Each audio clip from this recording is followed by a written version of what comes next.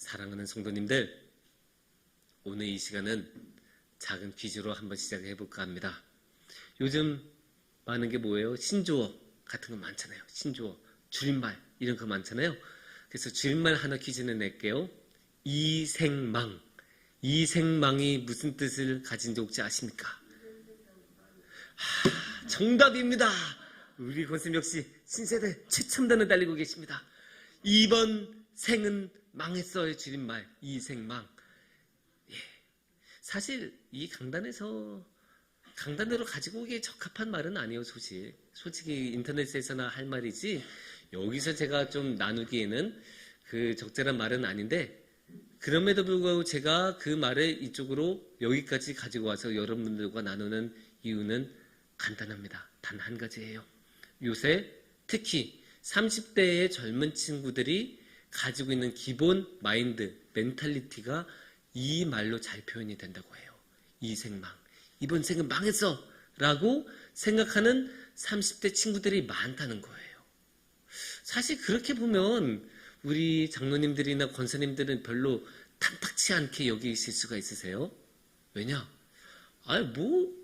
그런 거 가지고 징징댈까? 이렇게 생각하실 수 있어요. 왜냐?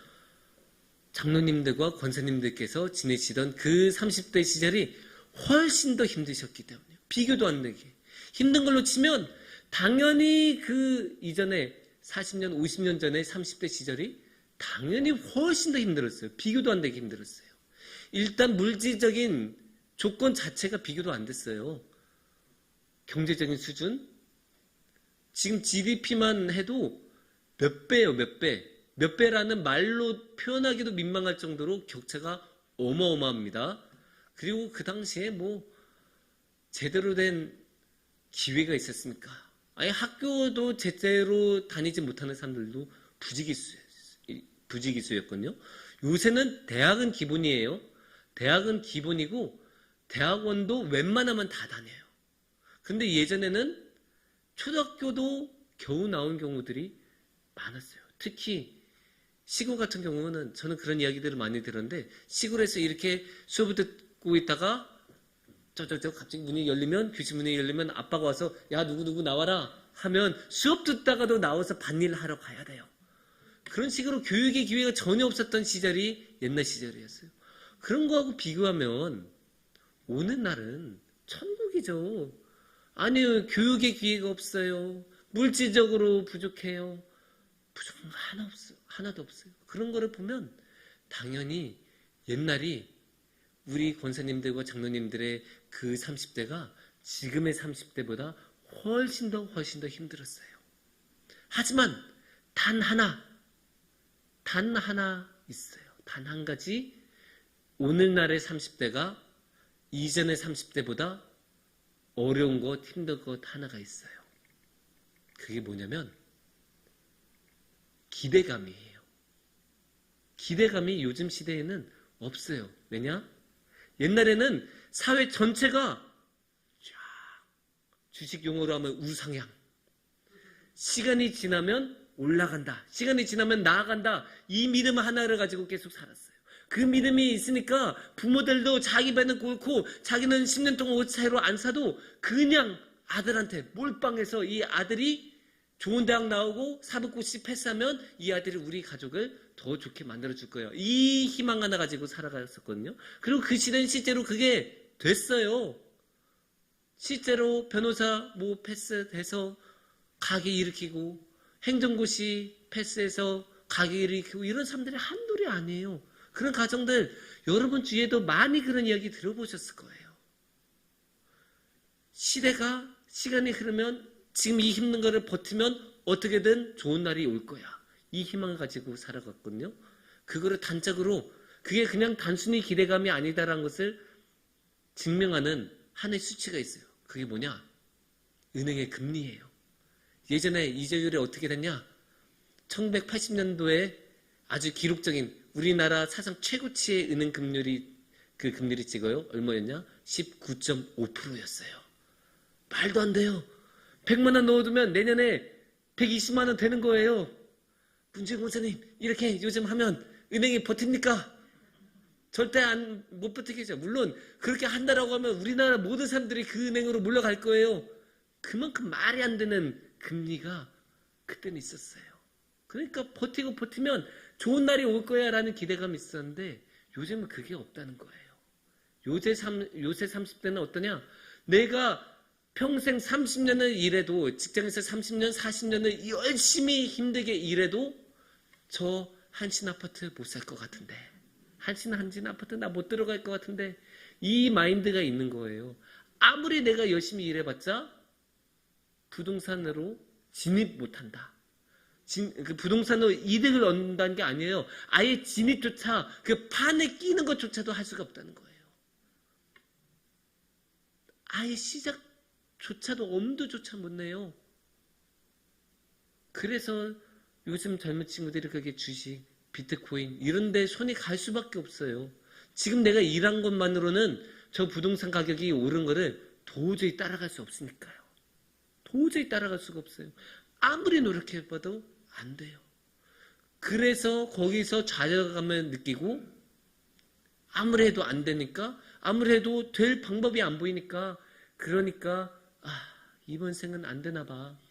이번 생에는 내가 저 아파트 얻을 수가 없을 것 같아.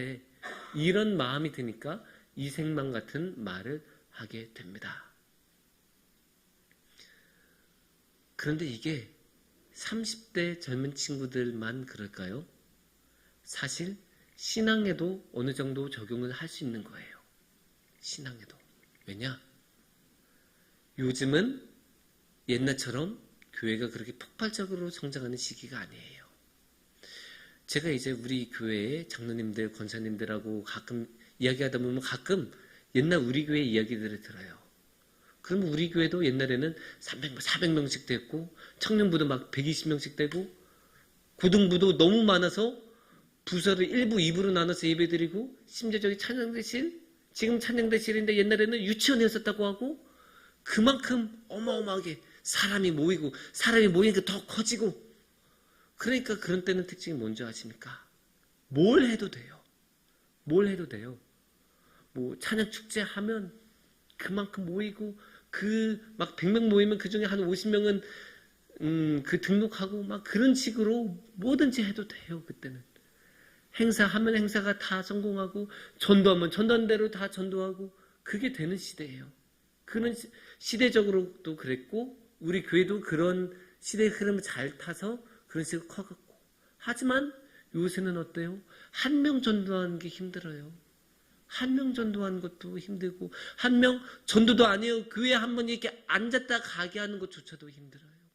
그만큼 힘든 시대이기 때문에 이런 시대에는 뭘 하든 힘들어요. 우리가 크게 행사를 하든 여기서 콘서트를 열든 뭘 하든 안 돼요. 안 된다기보다 뭘 하든 그만한 효과, 그만한 결과를 만들어내기 어려워요. 그 이유가 우리가 기도가 부족해서였겠어요? 우리가 무릎 꿇는 시간이 부족해서였겠어요? 아니에요. 그냥 시대적인 흐름이 그렇게 되다 보면, 우하향의 시대로 가다 보면 다 그렇게 되는 거예요. 그래서 이제 그런 상황이 오다 보면 우리한테 힘든 마음이 들어오는 거예요. 명사로 말하면 패배주의라고도 할 수 있는데, 그런 거 이제는 그냥 허무한 마음, 허한 마음. 진짜 힘들게 일해도 결과가 안 나온 것만큼 허무한 게 어디 있겠어요. 내가 이 행사를 위해서 막 10시간씩 전날에도 일하고, 3달씩 어떤 성도님한테, 이웃한테 공들여서 말씀 전하고 교회 가자고 말해도 결과가 안 나오면 얼마나 허무해요. 속상하고 내가 뭘 했나 싶기도 하고, 그런 허무한 마음이 들기 시작하면 이제 뭘 하든 안 되는구나 라는 생각만 들기 시작하죠. 그러면 이제 교회에서도 저거 왜 하나? 어차피 안 될 텐데. 전도 왜 하나? 그거 뭐 물티슈 그냥 받고 그냥 집에 가지. 그 물티슈 하나 준다고 교회 오나? 선교 왜 가나? 선교 가봤자. 그거 뭐 선교 가봤자 뭐 그 사람들이 예수 믿나? 예수 믿는다고 해도 우리 교회 오나? 그런 식으로 이제 점점점 해봤자 소용이 없다라는 마음으로 점점 마음이 내려가는 거예요.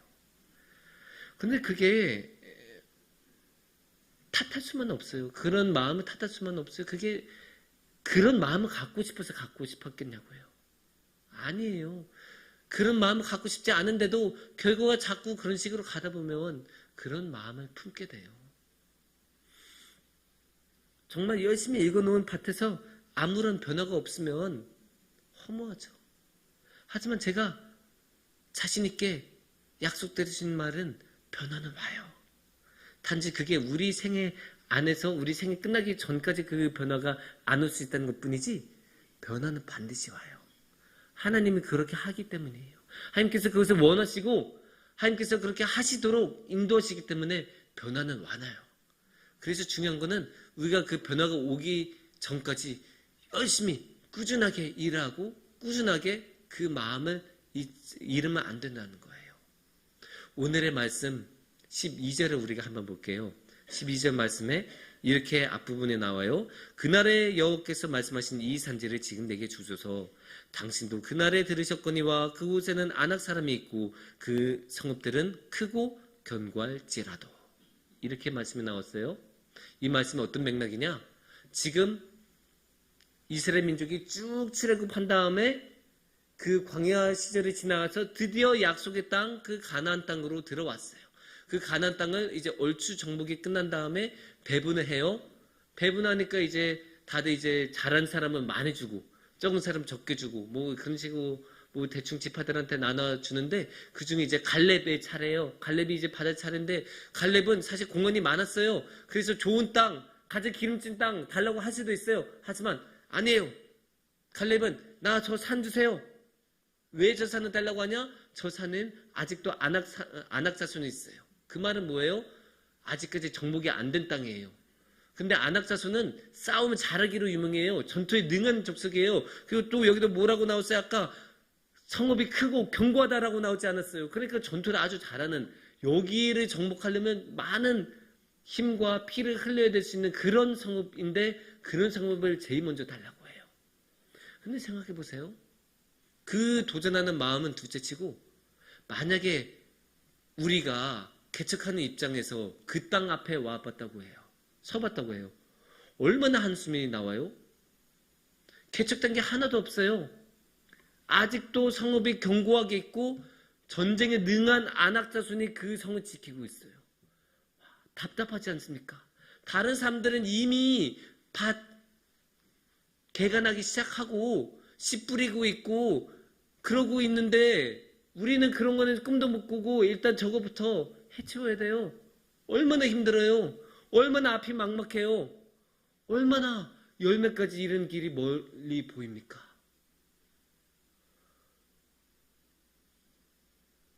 가능성이 안 보이는 이야기. 가능성이 있다고 하더라도 언제 올지 모르는 이야기. 특히 이 산지는, 이 땅은 성읍도 그렇고 안악자손인데도 그럼에도 불구하고 산지예요.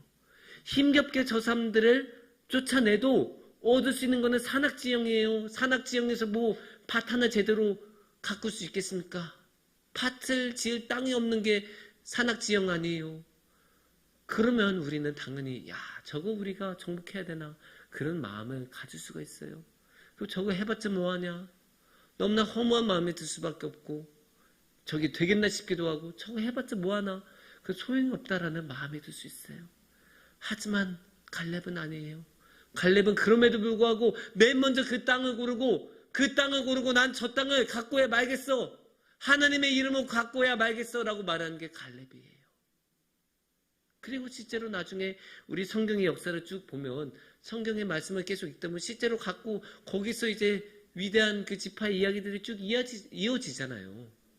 그러니까 풍성한 열매를 맺는 것을 우리는 볼 수가 있어요. 그 유다 지파의 그 아름다운 그 길이 이 갈렙의 그 산지, 그 험한 산지에서 쭉 이어지거든요. 그러니까 지금은 정말 될 것도 없어 보이고 불가능해 보여도 해봤자 의미도 없어 보이지만 나중에는 우리가 상상도 할 수 없는 열매들을 맺는다는 거예요. 에이 목사님, 그건 성경에서 나온 이야기니까 가능하죠. 요즘 가능하겠어요? 아니에요. 요즘도 가능해요. 지금 우리가 사는 이 세상에서도 가능해요. 그 증거를 어디서 볼 수 있냐면 지금 여기서 볼 수 있는 거예요. 우리나라야말로 그러한 증거예요. 하나님의 씨앗이 처음 왔을 때는 아무것도 아닌 척박한 땅이었지만 그 척박한 땅에서 열매가 30배, 60배, 100배가 돼서 어마어마한 열매를 맺는 것, 그것을 보여주는 거예요. 우리나라에 처음에 온 개신교 선교사님들 중에 언더우드 선교사님이 계셨어요. 그 언더우드 선교사님이 오셨을 때 어땠을 것 같아요? 황폐했어요. 말도 안 되는 세상이었어요. 그때는 우리나라가. 그때는 대한민국이 아니고 조선이었죠. 조선이 어땠을 것 같아요? 그 시절에 여름만 되면 사람들이 죽어나가요. 왜냐? 전염병이 창궐하니까.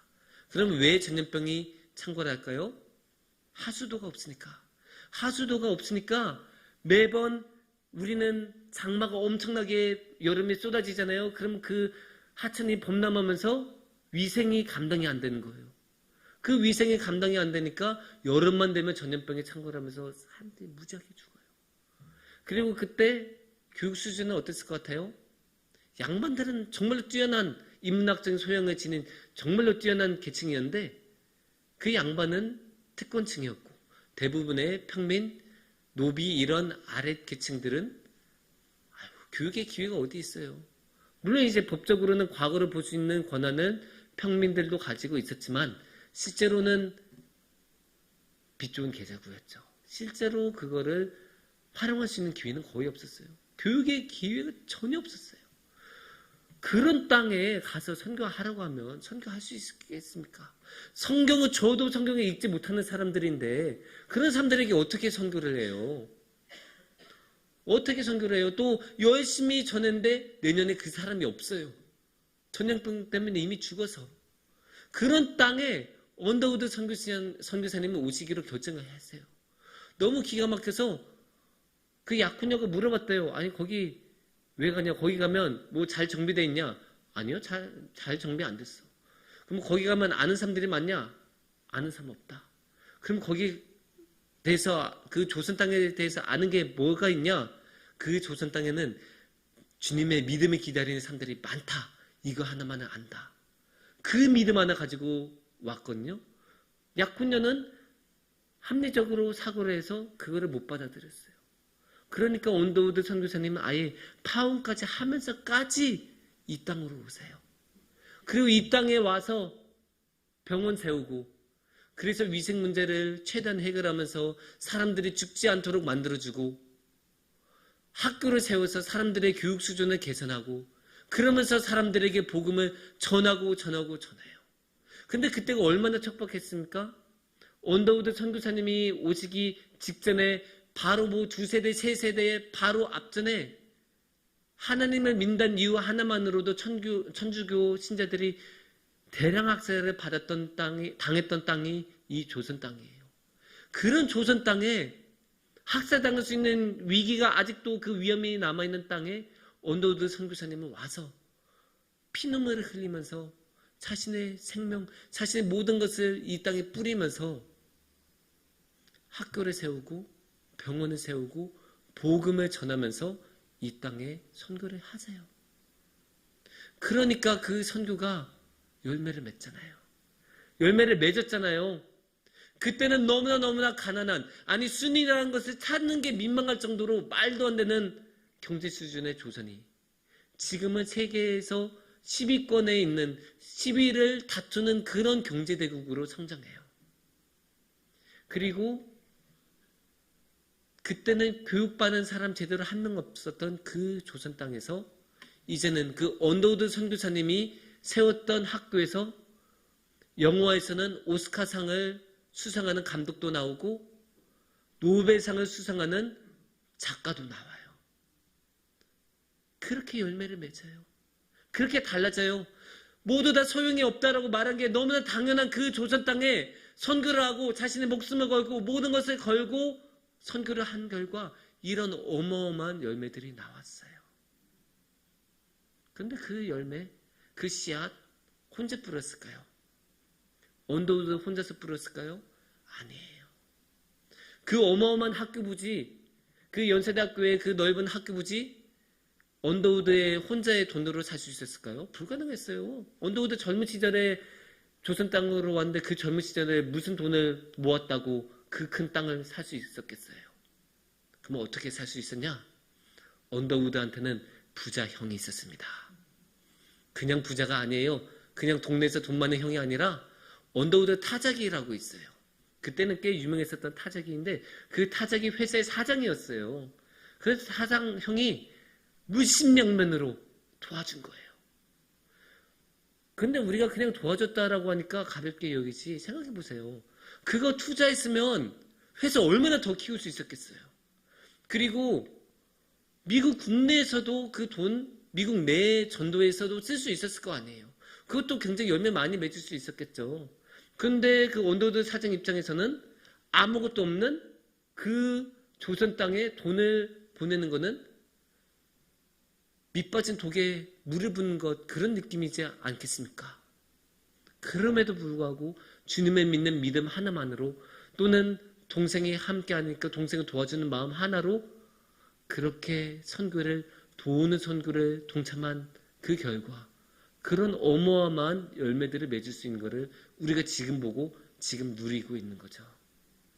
아무것도 없는 땅에서 씨를 뿌린 결과, 아무것도 없는 땅에 그렇게 물심양면으로 도와준 결과, 지금 이 나라의 20%가 되는 사람들이 주님을 믿는 사람들이 되고, 그 사람들이 또 수많은 나라들에게 복음을 전파하는 그런 나라가 된 거예요.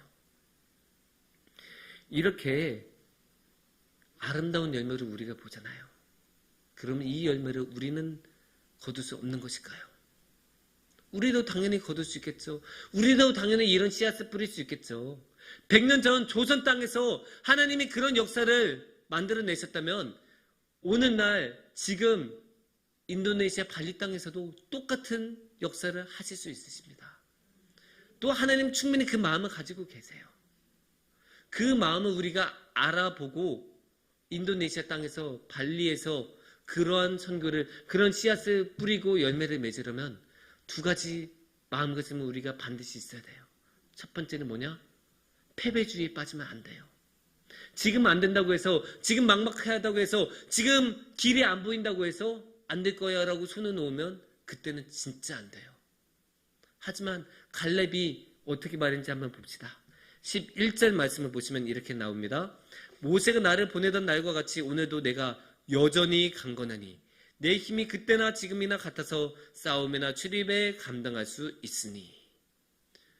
아유, 힘들어요. 저 이제 물도 찬데 뭐 제가 무슨 전쟁에 나가겠습니까? 아우, 제가 저 산지 어떻게 가요? 갈렙 정도의 나이면 그렇게 말할 수 있는 사람이었어요. 공헌도 있었던 사람이어서 굳이 앞에 최전선에 나설 필요가 없는 사람이었어요. 그럼에도 불구하고 갈렙은 나아가잖아요. 왜냐? 패배주의에 빠지지 않았으니까. 자기가 가면 된다는 걸 아니까, 하면 된다는 걸 경험했으니까. 그러니까 갈렙은 그냥 가는 거예요. 갈렙은 나아가고 저기로 가면 저기서 주님의 말씀을 전할 수 있다. 그거를 가지고 있으니까 갈렙은 그냥 담대하게 가겠다라고 선포를 하는 거예요. 그 패배주의에 빠지지 않고 하나님과 함께하면 된다. 그 마음을 가져야 돼요. 여기서 우리가 그 두 번째 우리가 가져야 되는 마음을 보는 거예요. 12절 말씀을 우리가 보시겠습니다. 여호와께서 나와 함께 하시면 내가 여호와께서 말씀하신 대로 그들을 쫓아내리이다 하니. 그 엄청난 열매 우리가 맺을 수 있겠습니까? 우리의 능력으로 되겠습니까? 아니에요. 우리의 능력은 우리가 10번의 인생을 쏟아부어도 안 돼요. 하지만 여호와께서 함께 하시면, 하나님께서 하시겠다고 하시면, 하나님의 마음이 그곳에 있으면, 하나님의 눈이 인도네시아 발리 땅에 향하시면 지금이라도 당장이라도 이루어질 수 있습니다.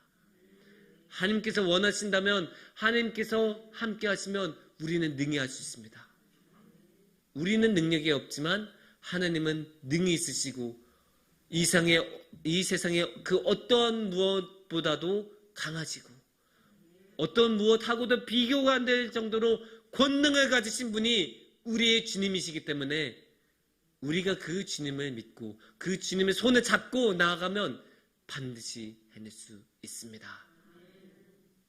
사랑하는 성도님들, 오늘날 세상을 살아가는 게 참 어렵습니다. 힘들어요. 전망이 다 안 좋아요. 경제적인 전망도 안 좋고 교회의 전망도 안 좋고 다 안 좋아요. 하지만 그럴 때일수록 우리는 안 될 거야 라는 마음에 빠지면 안 됩니다. 안 될 거야 라는 마음에 빠지는 그 순간 진짜로 안 됩니다. 하지만 우리가 그 순간에서도 주님을 바라보고 패배주의에 빠지지 않고 주님이 나와 함께 하시면 함께 할 수 있다. 그거를 우리가 마음에서 잃지 않으시면 우리는 언제든지 열매를 맺을 수 있습니다. 그 열매를 맺으면서 주님과 함께하는 가장 큰 복을 누리시는 우리 성도님들이 되시기를 축원합니다.